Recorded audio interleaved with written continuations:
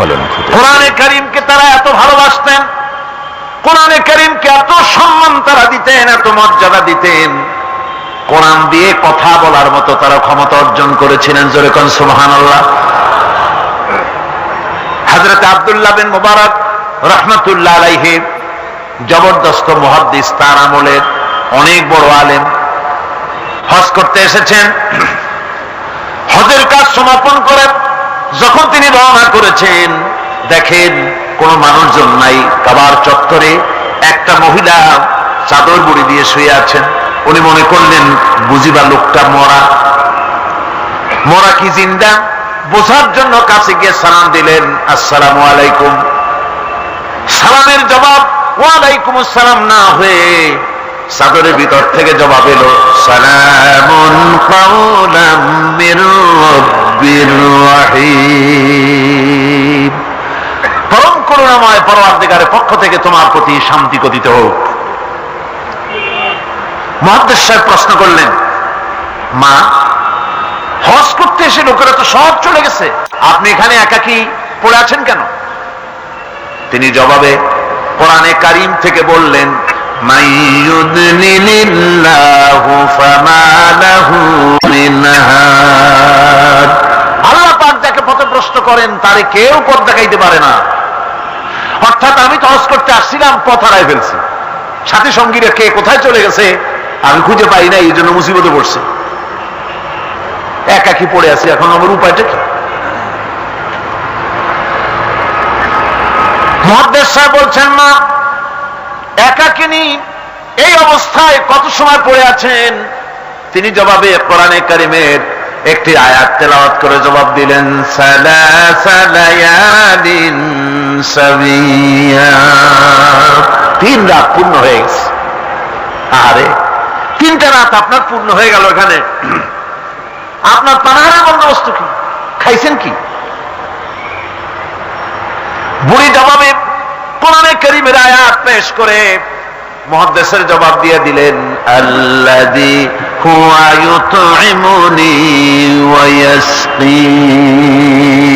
ওই মহান আল্লাহ রাব্বুল আলামিন তিনি আমার পানাহারের বন্দোবস্ত করেছেন। মুহাদ্দিস সাহেব বলছেন, মা, আমার কাছে কিছু খাবার আছে, আপনি দয়া করে এই খাবারটুকুন গ্রহণ করুন। বুড়ি তখন কোরআনে কারীমের একটি আয়াত পাঠ করে এই প্রস্তাবকে ডিনাই করলেন। বুড়ি বললেন, সুম্মা আতিম্মুস সিয়ামা ইলাল লাইল। তোমাদের রোজাকে সন্ধ্যা পর্যন্ত পূর্ণ করো। এর দ্বারা বুড়ি প্রমাণ করলেন আমি তো রোজা রাখছি, কাজে সন্ধ্যা আসার আগে তো কিছু খাইতে পারবো না। মুহাদ্দিস সাহেব বলছেন, বুড়িমা, এটা যখন রমজান মুবারকের মাস নয়, আপনি বোধহয় নফল রোজায় রেখেছেন, সফরের হালতে ফরজ রোজাও তো ছেড়ে দেওয়া যায়। আপনি কি খাইছেন না খাইছেন, আপনি আমার এই খাবারগুলি খান, রোজা ভাঙলে অসুবিধা হবে না? নফল রোজা ভাঙলে অসুবিধা কি? বুড়ি জবাবে বলছেন, وَأَن تَصُومُوا خَيْرٌ لَكُمْ إِن كُنتُمْ تَعْلَمُونَ। যদি তুমি নফল রোজা রাখো তা তোমার জন্য কল্যাণকর, সুতরাং আমি নফল রোজা রাখছি, এটা আমার জন্য কল্যাণকর, তোমার কথা মতো আমি খাবো নাকি? মুহাদ্দিস সাহেব বলছেন, বুড়িমা, প্রত্যেক কথার জবাব কোরআন দিয়া দেন কেন, কারণটা কি? বুড়ি জবাবে বলছেন, কোরআনের আয়াত পাঠ করে জবাব দিচ্ছেন, মা ইয়ালফিযু মিন কাওলিন ইল্লা লাদাইহি রাকীবুন আতীদ। মানুষ এমন কোন কথা বলে না যে কথা ফেরেশতারা রেকর্ড করে না রাখে, সব কথা রেকর্ড হয়ে যায়। সুতরাং আমি চিন্তা ভাবনা করে বাছাই করে নিলাম, কোরআন দিয়ে কথা বলবো, এই কথাগুলি রেকর্ড হবে, প্রাপ্ত হবেই না, প্রত্যেক অক্ষরে অক্ষরে 10-10 করে নেকি আমলনামায় লেখা হয়ে যাবে। মুহাদ্দিস সাহেব মনে মনে একটু চিন্তা করলেন, এই বেটি হলো বুড়ি, একটা মেয়ে লোক, আর আমি মুহাদ্দিস মানুষ, সে কোরআন শরীফ দিয়ে কথা কয়ে বাহাদুরি দেখায়, আমি তারে মাতৃ জবান দিয়ে কথা বলাবই, এই চিন্তা তিনি করলেন। তিনি তো বড় আলেম ছিলেন, অত্যন্ত বড় আলেম। তার সম্পর্কে তার সাথীরা কবিতা রচনা করেছিলেন। তিনি যখন তার এলাকা ছেড়ে গিয়েছিলেন, তার সাথীরা বলেছেন, ইজা সারা আব্দুল্লাহ মিম্মার উলাইলাতান, ইজা সারা আব্দুল্লাহ মিম্মার উলাইলাতান সারা আনহা নূরুহা ওয়া জামালুহা। আব্দুল্লাহ যখন আমাদের এলাকা ছেড়ে গেল, তখন এলাকার সৌন্দর্য গেল, নূর গেল, আলো গেল, সব হারায় ফেললাম, যেহেতু তিনি সাহিবি ইলম ছিলেন। তারা বলল, ইদা যুকিরাল আখিয়ারু ফি বালদাতিন ফাহুম আনজুমুন ওয়া আনতা হিলালুহা। আমরা যখন আমাদের বন্ধুদের মধ্যে আলোচনা করি, তখন আমাদের বন্ধুরা আর যত বড় বড় আলেম আছে, তারা যদি তারকা হয়, তাহলে আব্দুল্লাহ তুমি তো সেই তারকা রাজির মধ্যে চাঁদের মতো। এরকম বড় আলেম ছিলেন হযরত আব্দুল্লাহ বিন মুবারক। তিনি চিন্তা করলেন, এই বুড়ি দেখি তারে দিয়া তার মাতৃ জবানে কথা পাওয়া যায় নাকি। তিনি জিজ্ঞেস করলেন, আচ্ছা বুড়িমা, বাড়ি কই? ওনার চিন্তা, বাড়ি ওই কোরআন শরীফের মধ্যে তো খাগড়াছড়ি ফটিকছড়ি নাই,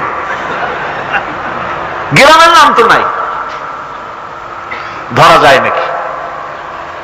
তিনি যখন বাড়ির প্রশ্ন করলেন, বুড়ি তখন কোরআনে কারীমের আয়াত তেলাওয়াত করে বাড়ির জবাব দিয়ে দিলেন, সুবহানাল্লাযী আসরা বিআবদিহি লাইলাম মিনাল মাসজিদিল হারাম ইলাল মাসজিদিল আকসা।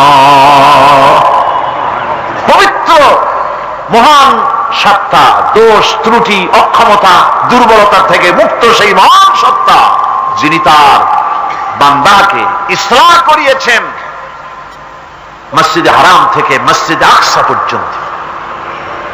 এর দ্বারা তিনি প্রমাণ করতে চাইলেন, মসজিদে হারামে আসছি হজ করতে, আর মসজিদে আকসার কাছে আমার বাড়ি।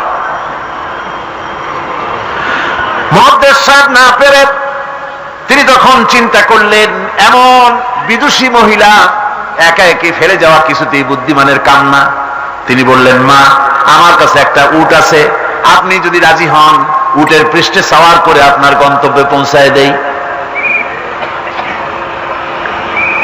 বুড়ি তখন কোরআনে কারীমের একটি আয়াত পাঠ করে সম্মতি প্রদান করলেন। তিনি পড়লেন, ওয়া ইন তাফআলু মিন খায়রিন ইয়ালামুহুল্লাহ। যদি তুমি কোনো ভালো কাজ করো, অবশ্যই আল্লাহ তা জানবেন এবং এর জন্য উত্তমভাবে আল্লাহ পাক তোমাকে পুরস্কৃত করবেন। তার মানে হলো, পথ হারা মানুষকে পথ দেখানো নিশ্চয়ই ভালো কাজ, তুমি একটা ভালো প্রস্তাব করছো। মুহাদ্দিস সাহেব বললেন, মা, আমার এই উটের উপরে আপনি আরোহণ করুন। বুড়ি উটের উপরে আরোহণ করতে যাচ্ছেন, হঠাৎ লক্ষ্য করে দেখছেন মুহাদ্দিস সাহেব তার দিকে তাকায় আছেন। বুড়ি তখন কোরআনে কারীমের একটি আয়াত তেলাওয়াত করলেন, কুল লিল মুমিনিনা ইয়াগুদ্দু মিন আবসারিহিম। নবী, মুমিন মানুষদেরকে, মুমিন বান্দাদেরকে বলুন তারা যেন তাদের চক্ষুকে পরনারী থেকে নিম্নগামী করে। বুড়ি এই আয়াত দ্বারা বলতে চাইলেন, মুহাদ্দিস সাহেব, আমি বুড়ি মানুষ, উঠে সাওয়ার হতে গিয়ে না জানি বেসতর্ক হয়ে যেতে পারি, চক্ষুকে নিম্নগামী করেন। সুবহানাল্লাহ। উঠে রশি টেনে টেনে যখন তারা পৌঁছে গেলেন, তিনি জিজ্ঞেস করলেন, আপনার কি কোনো ছেলে মেয়ে আছে নাকি? বুড়ি জবাবে বললেন, আল মালু ওয়াল বানুনা জিনাতুল হায়াতুদ দুনিয়া। মাল এবং সন্তান সন্ততি এগুলি হচ্ছে দুনিয়ার সুখ সৌন্দর্য, আল্লাহ পাক, এটা আল্লাহর নিয়ামত। তার মানে নিয়ামত থেকে আল্লাহ আমাকে বঞ্চিত করেন নাই, ছেলে মেয়ে আছে। মুহাদ্দিস সাহেব প্রশ্ন করলেন, ছেলে মেয়ে যদি থাকে তাহলে তাদের নাম কি? আটকাবার একটা বুদ্ধি, যেহেতু সব নাম তো কোরআন শরীফে নাই। বুড়ি সে কাম আগেই সেরে রেখেছে। বুড়ি কোরআনে কারীমের আয়াত পাঠ করে ছেলেদের নাম বলে দিলেন, ইয়া ইয়াহিয়া খুযিল কিতাবা বিকুওয়া وكلم الله موسى تكليما واتخذ الله إبراهيم خليلا। যথাক্রমে তিনটে আয়াত তেলাওয়াত করে তিনটা নাম বললেন, ইয়াহিয়া, ইব্রাহিম, মুসা, আমার ছেলে। সুবহানাল্লাহ ওয়া বিহামদিহি। আরে কপাল পোড়া মুসলমান! এই মুসলমানেরা এখনকার যুগে ছেলেদের নাম রাখে বল্টু, শান্টু, তারপরে বাংলা আর আরবি মিশাইয়া শুভ রহমান, কৌশিক আহমদ, সাগর হোসেন, বাতাস খাতুন, অক্সিজেন বেগম। কি যে আশ্চর্য নাম শুরু হয়ে গেছে।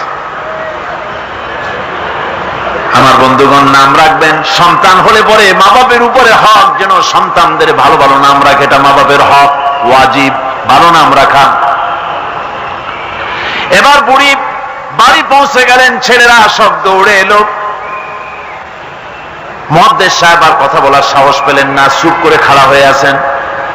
ছেলেদেরকে বুড়ি তখন নিজের থেকে কিছু টাকা পয়সা বার করে ছেলেদের বললেন, ফাবাসু আহাদাকুম বিওয়ারিকিকুম হাযিহি ইলাল মাদিনা। এই রৌপ্য মুদ্রাগুলি নিয়ে যাও এবং বাজার থেকে কিছু উত্তম খাদ্য সামগ্রী কিনে আনো। বাজার থেকে খাদ্য সামগ্রী আনিয়া প্লেটে সাজাইয়া মুহাদ্দিস সাহেবের সামনে রাখে বুড়ি বলতেছে, কুলু ওয়াশরাবু হানিয়াম বিমা আসলাফতুম ফিল আইয়ামিল খালিয়া। বিগত দিনে তুমি আমার জন্য যে পরিশ্রম করেছো তার বিনিময়ে কিছু আহারীয় গ্রহণ করো। মুহাদ্দিস সাহেব খানা শেষ করে ছেলেদেরকে এক কোনায় নিয়ে জিজ্ঞেস করে, ছেলেরা, তোমার মা কোরআন শরীফ থেকে এই ধরনের কতদিন কথা বলতেছে? ছেলেরা বলে, মুহাদ্দিস সাহেব, আমরা জ্ঞান হওয়া অবধি শুনতেছি আর হিসাব করেছি 1 বছর 2 বছর নয়, আমার মায়ের মুখের থেকে বিগত 40 বছরের ভিতরে কোরআন শরীফ ছাড়া কোনো কথা শুনি নাই।